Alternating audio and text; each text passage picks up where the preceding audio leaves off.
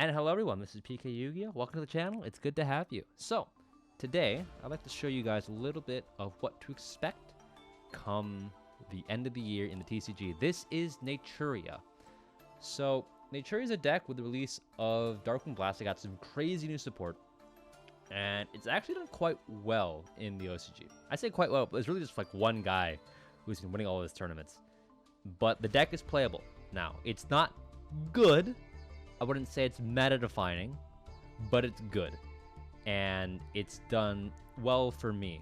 I've taken it to a few locals so far, and I've only dropped one match, and that was the Tournament, which is the best deck in the OCG. That happens, and I think I got 2-0'd, but I forced a grind game. And I forced a game 3, which I'm pretty happy about.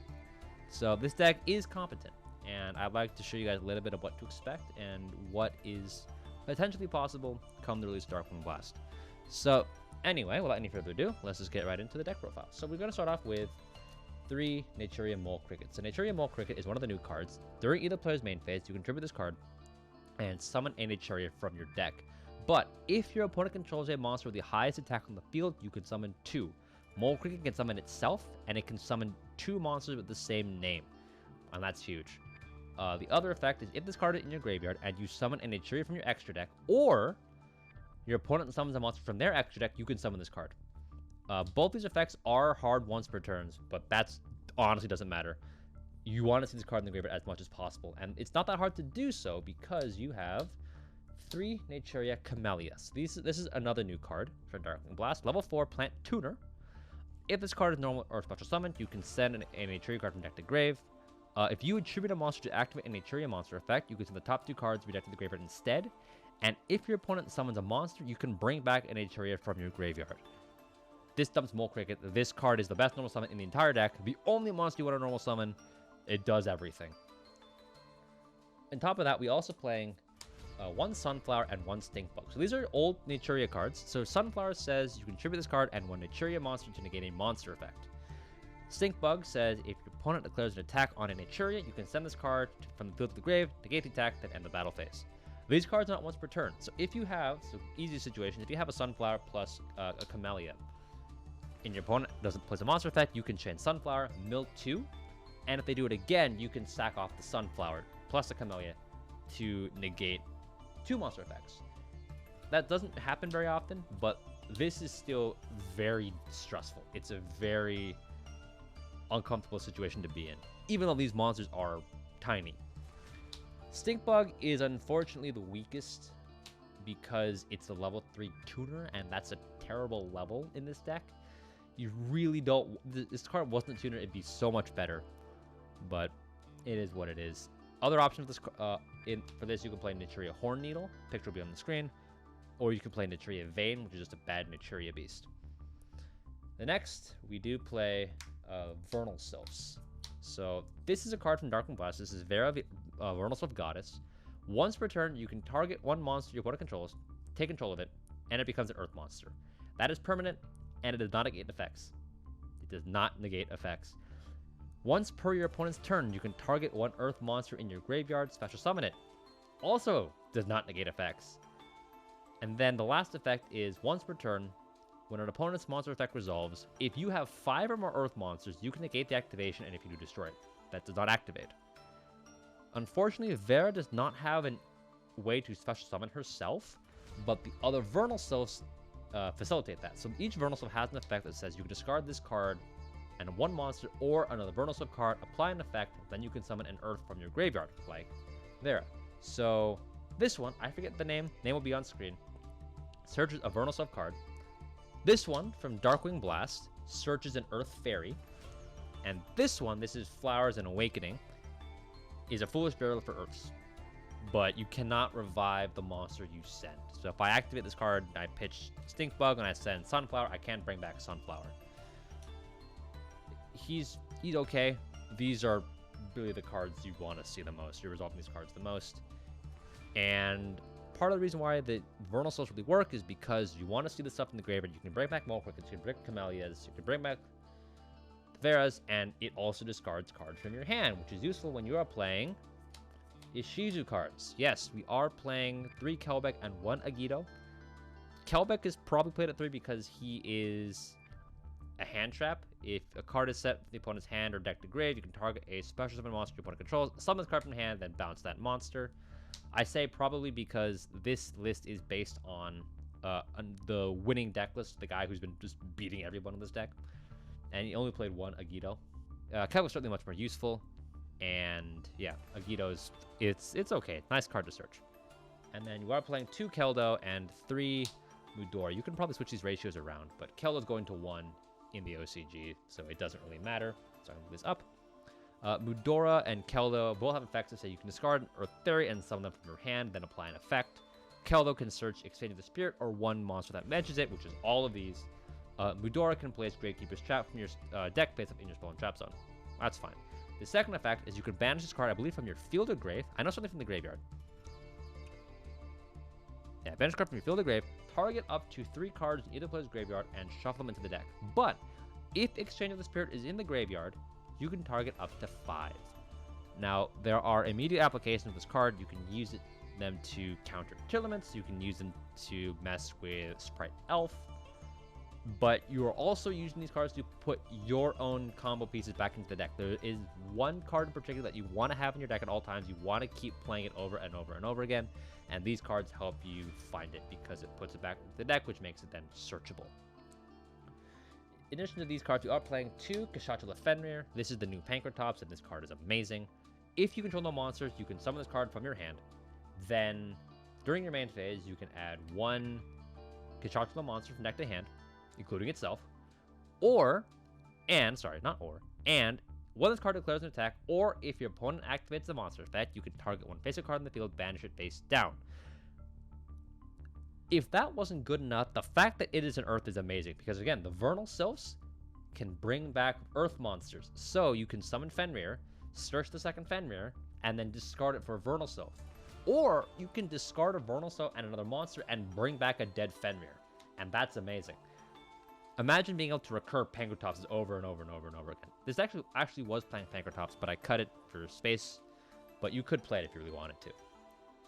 And the last are just hand traps. We are playing 3 orange lights because we are playing so many fairies. It is an Earth. It is not an Earth monster, which kind of sucks. The Vernal Sylphs do lock you into Earth monster effects for the turn, or for the rest of the turn. And I've never really resolved this with another Ishizu card. It has happened. Not very often. It's going to 1 in the next list, so I'm not going to miss it. And then last, because it is the OCG, I mean, we are playing 3 Maxi, but this card could be anything. It could be any other hand trap. It really doesn't matter. So that's all the monsters. Yeah, we are playing a pretty hefty monster count. And then next, we're going to go on to spells. We are playing, this is the only spell in the deck, 3 Naturia Spring Breeze. This is a card from Darkling Blast. So, select and activate one of the following effects. You can either summon a Naturia from hand to grave, synchro summon a monster using monsters you control, including at least 1 Naturia, or fusion summon a monster using a monster you control, including at least 1 Naturia. This is not once per turn, and this is the card you want to see in your deck all the time. So when you're activating Mudoras, activating Keldos, you want to put this card back into the deck because you want to resolve this as much as possible. This card is amazing at 3 copies, but you want to see 4, you want to see 5. This card has so many applications. This card lets you is a 1-card Naturia Beast, which is amazing. Naturia Beast is still a crazy good card in this format. And then last are the traps. We are playing 3 Naturia Sacred Tree. So Sacred Tree has an effect that says, so you contribute an earth plant to summon an insect, or you contribute an insect to summon an earth plant. Well, I guess they both have to be earths. And you can only use one of those effects per turn and only once that turn. The other effect, which is not once per turn, if this card is sent to the graveyard, you can add 1 Naturia card from your deck to your hand. This is why we're playing the Ishizu support.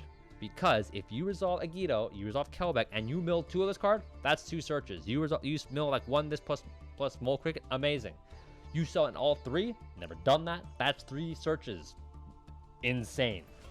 Insane. You can search your entire deck with this card. And the last 2, we are playing 1 Gravekeeper's Trap and 1 Exchange of the Spirit. This is a brick, but you need it because with it, this card becomes insane. So this card's effect says, while Exchange of the Spirit is in your graveyard, Your opponent cannot activate the effects of monsters in the graveyard or special summon monsters from the graveyard. And then once per turn, you can discard a card, add a Gravekeeper's monster or one Earth Bear from your deck to your hand. That's pretty good already. You can pitch Sacred Trees. You can pitch Dead Sacred Trees and search. So get 2 searches.